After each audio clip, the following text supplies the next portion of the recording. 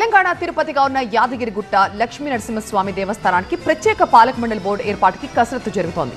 TTD తరహాలో మండలి board ఏర్పాటుకు రేవంత్ సర్కార్ సన్నాహాలు చేస్తోంది. ప్రభుత్వం ఏర్పాటు చేయబోయే ధర్మకర్తల మండలి పదవులపై అధికార పార్టీ నేతలు బోలెడాసులు పెట్టుకున్నారు. ఎలాగైనా బోర్డులో చోటు దక్కించుకోవాలని అటు గుడికి ఇటు పార్టీ పెద్దల ఇళ్ల చుట్టూ ప్రదక్షిణలు చేస్తున్నారు. మరి నేతలు చేస్తున్న ప్రయత్నాలు ఫలిస్తాయా? బోర్డు ఏర్పాట్లో ప్రభుత్వం ఎలాంటి ప్రణాళికలతో ముందుకెళ్తోంది? తిరుమల తిరుపతి దేవస్థానం తరహాలో యాదగిరిగుట్ట ప్రత్యేక పాలక మండలి బోర్డు ఏర్పాటుకు తెలంగాణ ప్రభుత్వం కసరత్తు చేస్తోంది. గత బీఆర్ఎస్ ప్రభుత్వం 1250 కోట్లతో యాదాద్రి ప్రధాన ఆలయాన్ని పునర్నిర్మించిన తర్వాత ఆలయానికి భక్తుల తాకిడి పెరిగిపోతోంది. సెలవు రోజుల్లో 50,000 మంది ఆలయాన్ని దర్శించి పలు కైంకర్యాలు నిర్వహిస్తున్నారు. తెలంగాణ తిరుపతిగా భారీ స్థాయిలో అభివృద్ధి చేసి ఆలయ పరిపాలనా విధానాన్ని మార్చాలని గత ప్రభుత్వం భావించింది. కానీ బోర్డు ఏర్పాటు జరగలేదు. ఓఎస్ఎస్ ఫర్టిలిటీలో అమ్మ నాన్నలకి పర్సనలైజ్ ట్రీట్మెంట్ ఇచ్చారు. In the good hands of science. Mummy daddy అవ్వాలంటే ఓఎస్ఎస్ కి కాల్ చేయండి. ప్రస్తుతం ఆలయ నిర్వహణ బాధ్యతలు దేవాదాయ శాఖ పర్యవేక్షిస్తోంది. దీంతో పాలక మండలి ఏర్పాటుపై కాంగ్రెస్ సర్కార్ దృష్టి సారించింది. టీటీడీ బోర్డు తరహాలో యాదగిరిగుట్ట టెంపుల్ బోర్డు ఏర్పాటు చేయాలని సీఎం రేవంత్ నిర్ణయించారు.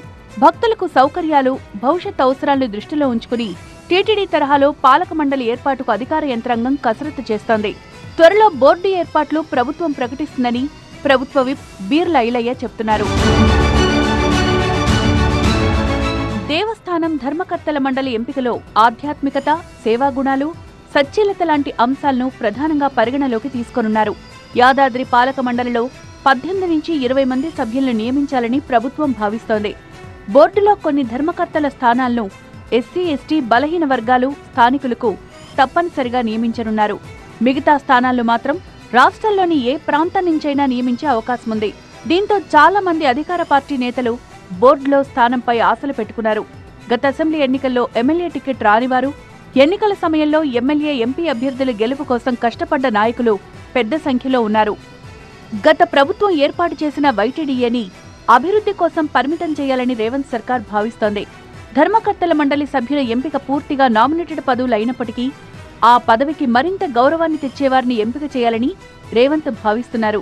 స్థానిక ఎమ్మెల్యే, ఎంపీ, జిల్లాకు చెందిన మంత్రి, దేవాదాయ శాఖ మంత్రి ధర్మకర్తల నియామకంలో కీలక పాత్ర పోషించే అవకాశం ఉంది. నామినేటెడ్ పదవులు ఆశిస్తున్న అధికార పార్టీ నేతలు ప్రయత్నాలు ముమ్మరం చేశారు. తమకు ధర్మకర్త పదవి ఇప్పించాలని పలువురు పైరవీలు ముమ్మరం చేశారు. మంత్రులు, ఎమ్మెల్యేలు, ఎంపీలు రాష్ట్ర స్థాయి నేతల ఇళ్ల చుట్టూ ప్రదక్షిణలు చేస్తున్నారు. ఈ ఆలయ పాలక వర్గంలో స్థానం సాధిస్తే తమకు ప్రత్యేక గుర్తింపు వస్తుందన్న ఆశతో ముందస్తుగా యత్నిస్తున్నామని ఆశావాహులు చెప్తున్నారు.